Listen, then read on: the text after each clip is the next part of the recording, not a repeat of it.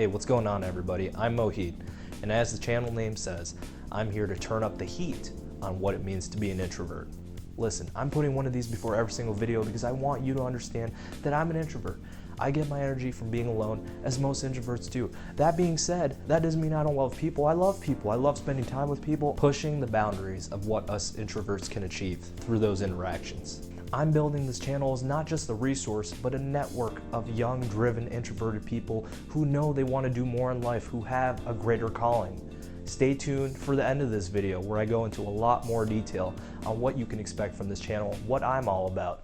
Alright guys, so if I didn't mention this earlier to many of you watchers, I am a college student currently. Unfortunately, I'm still stuck in one of the biggest scams in human history. That being said, college isn't all that bad, and I can make a totally separate video about this. I just want to talk a little bit about career fairs specifically, because this is specifically tailored to the people who are looking for jobs. Once again, I said this channel isn't exclusive for just entrepreneurs. This is for people who are also looking for jobs as well. This is for employees. These are for students. This is for people that are my age that are still trying to figure out what you should do with your life. And I'm telling you something, if you're in college and you want to be an entrepreneur, don't discount career fairs. It's something that you should still go to. I think it's a great networking opportunity. Career fairs are important for a variety of reasons. The first of which is networking. Networking is critical to every single thing that you're doing. It doesn't matter what it is. For the first 2 years of my Purdue experience, spent my time within the computer graphics technology department here, which is responsible for game design, animation, VFX, a variety of those things, all that good stuff. My plan, for those of you who don't know, is to open my own game development studio. I want to be a part of the industry and contribute in a huge way. This had such a huge impact on me growing up. I learned very quickly, not knowing at all, that networking was critical, and I was afraid of it. I was so scared as a freshman, little freshman, and I didn't know what to do. I didn't know the first thing about networking. I didn't know how to go up to people, talk to them, like how to say hi, things like that. It was very difficult. I grew up in a family where that wasn't necessarily the most normal thing to do. We didn't really communicate on that professional level.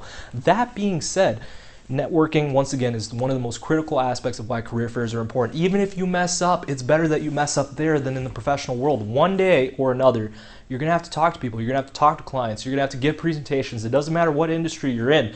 You're going to have to talk to your boss. You're going to have to talk to other employees. Or even if you decide to move up, you're going to have to learn how to communicate and manage those employees. So it's very important that you learn how to network with people, how to establish that human connection, and how to work with them, once again, on a professional and personal level. Once again, this is a great source of practice, which is another huge important aspect of career fairs. You never get this opportunity another time outside of school. You can, but school is the one place where you can attend all these career fairs for free. You have access to hundreds, if not, depending on your college, hundreds, if not thousands of employers. These employers are all in one place for you. It's a variety of companies, large and small, startups and corporate businesses, that will give you a feel for exactly what you want to do with your life. If you're not completely sure on whether you want to go the corporate route, if you want to go the small business route, or if you want to actually open up your own business, there are startup career fairs that are totally a thing. Purdue just had one recently. This is something that you'll have to get used to, and that's why this is such a great place to practice, to meet people. Even if you're not looking for a job, hey, I got my internship in fall of last year. I attended 2 more career fairs this spring, not because I needed a job or an internship, but because I just wanted to talk to people, see what their companies are about, see what they're doing. That being said, you got to understand, you might be wasting time from those that are actually looking for jobs. So keep the conversation light, keep it brief and to the point. But that being said, it's a great opportunity to do that. All right, so now to the reason why you guys came here. This video is primarily about how to master career fairs. If you're a current student, this will give you the edge. If you're having some trouble, if you're scared, I've been to at least 5 different career fairs last fall. I went to 2 this spring. I've spent a lot of time at career fairs, even when I didn't need to, and it's a great asset. Before this year, I was so scared. So once again, here are my tips from my experience and from my successes and pitfalls of how to handle career fairs. So the first thing you want to do, this is critical, a lot of students forget this. You want to walk up to the recruiter once it's your turn. If you're waiting in line, once it's your turn, don't look away while you're walking up to them. Give them eye contact, say hey, start talking before you even get up there. If you're 3 feet away from the recruiter, don't wait until you're half a foot away, or literally 2 inches from their face before you say something while you're just awkwardly looking away while you're walking. Look at them while you're walking up, and then give them a firm handshake. A firm handshake, that's all it's got to be, a firm handshake. Once again, a handshake is critical And don't make it too firm. Don't hold on for too long. And it's going to take a lot of practice, and that's the whole point of a career fair. It's going to take a lot of practice, but you want to make sure that you're giving them a firm handshake and giving them pure eye contact from the moment you start. You even see them. You know, the moment you walk up to them, and show them that you're paying attention to who they are as a human being. Don't look away. I know it's hard. I know it's easy to get nervous, but always make sure you're giving them firm eye contact and a firm handshake to demonstrate. All right, the next thing I want to touch on is the elevator pitch. This is critical. Everybody talks about the elevator pitch, but you know what? Scratch the elevator pitch. You can use it.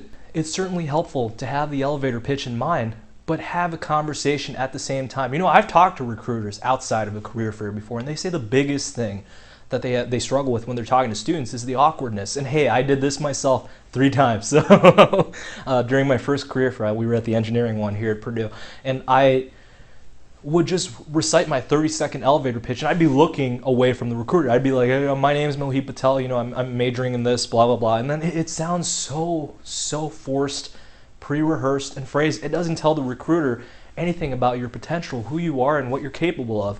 Have a conversation with the recruiter.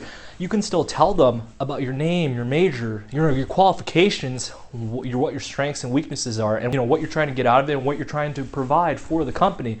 That being said, you gotta be able to communicate that in a conversational way. Let me tell you something. A recruiter talks to hundreds of people every single time they're at a career fair.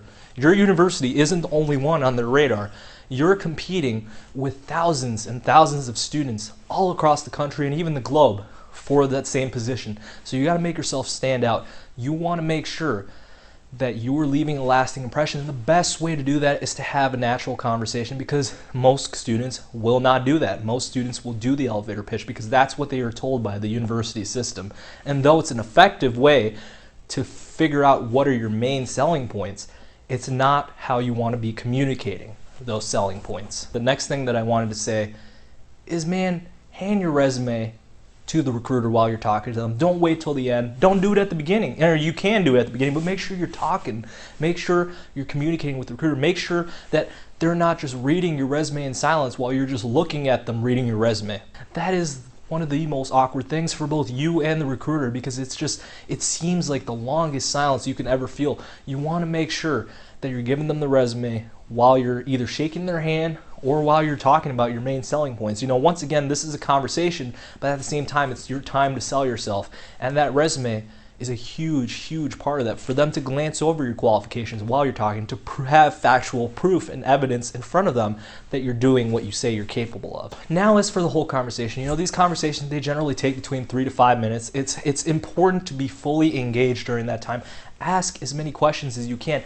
Have questions in mind. If a recruiter asks you, do you have any questions about us? Because maybe you guys are only talking about your qualifications for 1 minute, and they tell you, hey, you know, here's a brochure, apply on the site, you know, we look forward to maybe interviewing you in the next couple days.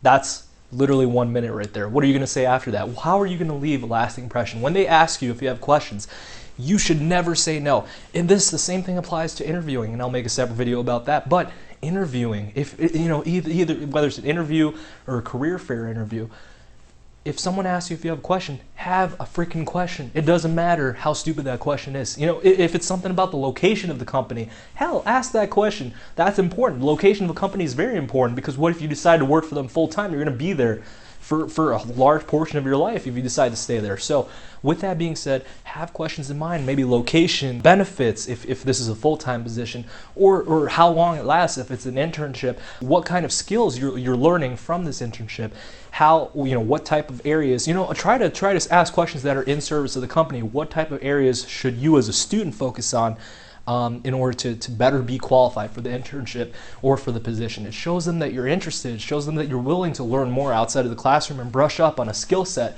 that might be helpful. This is the number one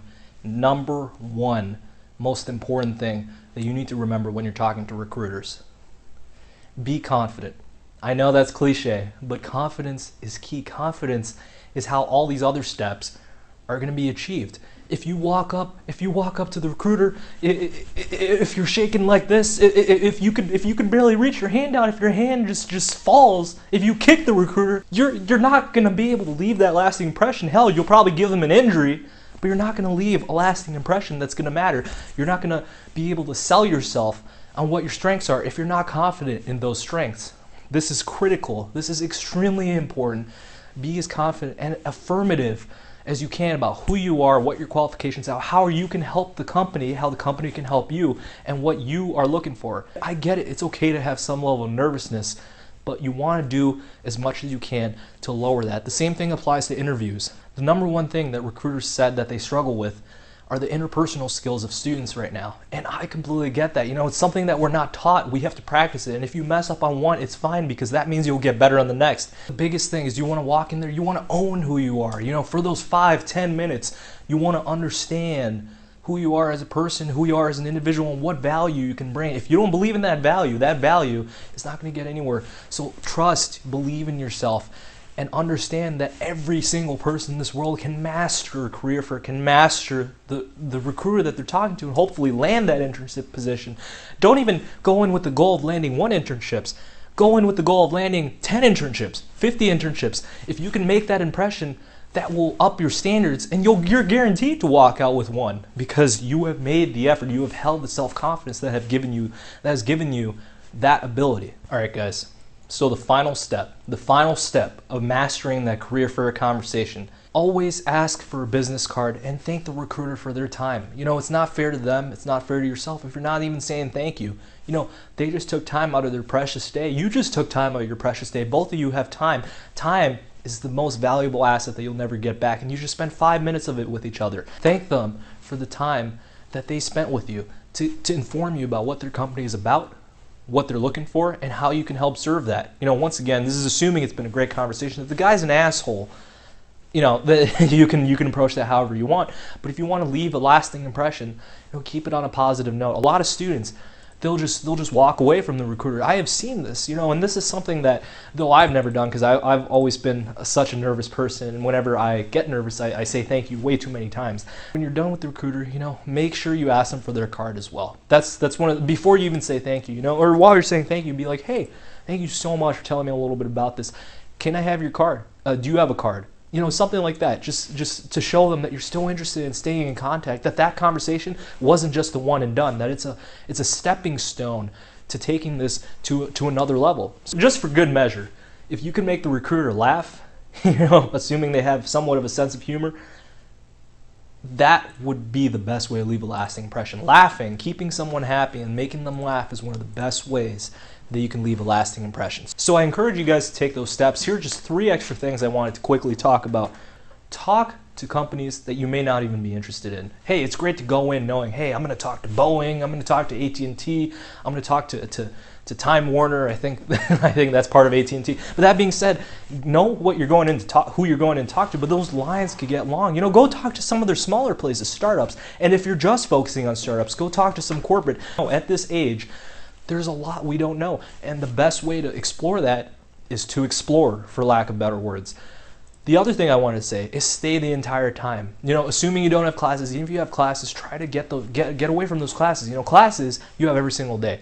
Screw those classes. Screw the absence points that you'll probably get taken off, unless you normally skip classes, in which case that could be a struggle. If you're able to, try to skip those classes. Stay at the career fair the entire time. That's one of the few opportunities you have to network with this many people all in one room, all in one place. Take that opportunity to move from recruiter to recruiter, not only getting better at your interpersonal skills, but being able to leave hopefully a lasting impression on multiple companies for you to network and meet new people that will teach you new things about what you might want to potentially do with your future. The last thing I wanted to say is make sure you follow up and add the recruiter on LinkedIn.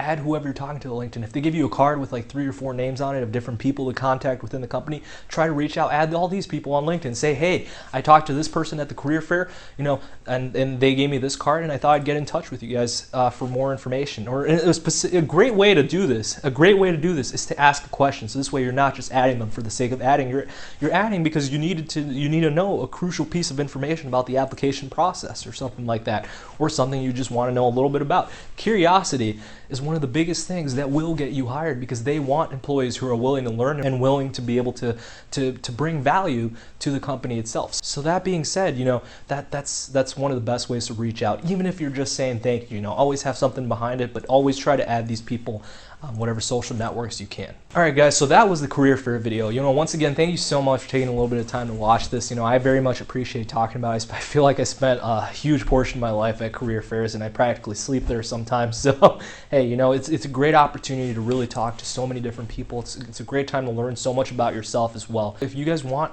an extended video or where I go into more depth regarding career fairs, if you want me to do a mock career fair, or hell, even if you want me to go to a career fair and have me live stream that or record it, that's something I'd be totally down to do, because from what I've experienced, it is very helpful to be able to hear things from people who have done it, who have gotten the experience, who are also in the same boat as you. I'm still 21 at the time of recording this video.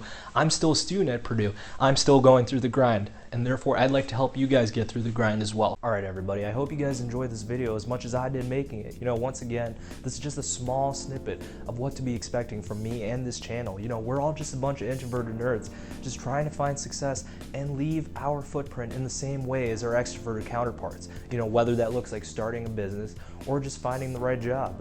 This channel is going to focus on providing a ton of professional and personal development contents for all of my fellow peers out there, people who are going to be the future leaders of the world. Let me just say that I'd love to have a conversation with each and every single one of you. So go ahead and subscribe and leave a comment down below. Share your success stories, your dreams, your goals. Let's talk about all of that. This is what really pushes people forward. This is going to help build a community. At the end of the day, I can only share what my experiences have been thus far, but you guys have so many different experiences outside of that. I'm constantly learning and growing every single day, so I'll always have tons of ever-changing content on this channel to put out there. With all of that being said, thank you guys so much for all support that's been shown so far. As all of us introverts recognize, a little support can really take people a long way, and that's what I really hope to be sending around as we work together to build this community.